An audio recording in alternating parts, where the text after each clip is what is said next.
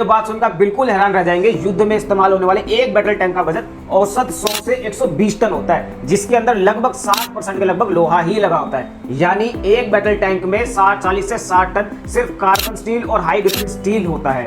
पूरी दुनिया में लगभग 70,000 टैंक है। इसका मतलब 10 लाख टन लोहा सिर्फ टैंक बनाने में इस्तेमाल हुआ है।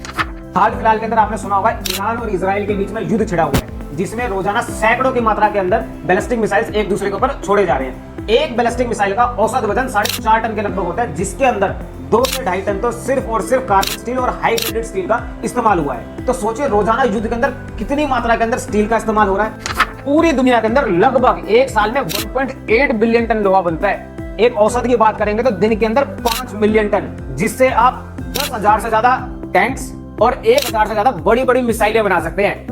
आप और हैरान रह जाएंगे ये बात सुनकर कि चाइना इकलौता ही 1.8 बिलियन में से 1.1 बिलियन टन स्टील का प्रोडक्शन करता है। क्या आपने कभी सोचा है अगर हमें पूरी दुनिया के रोड स्टील के बनाने पड़े तो कितना लोहा लग जाएगा और कितना टाइम लग जाएगा? पूरी दुनिया के अंदर लगभग 65 मिलियन स्क्वायर किलोमीटर रोड है, जिसको अगर हम तोड़ के लोहे का बनाते हैं तो लगभग हमें 32 बिलियन टन लोहे की जरूरत पड़ेगी।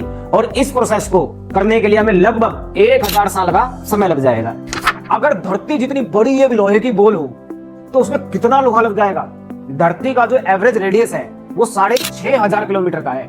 मतलब अगर अर्थ जितनी एक बड़े लोहे की बॉल हो तो उसका जो वजन होगा वो लगभग 8.5 टन लोहे की बनी होगी। अगर हमें पृथ्वी से चांद तक का एक लोहे का रास्ता बनाना पड़े तो क्या होगा? लोहा भी बोलेगा भाई अब बस कर।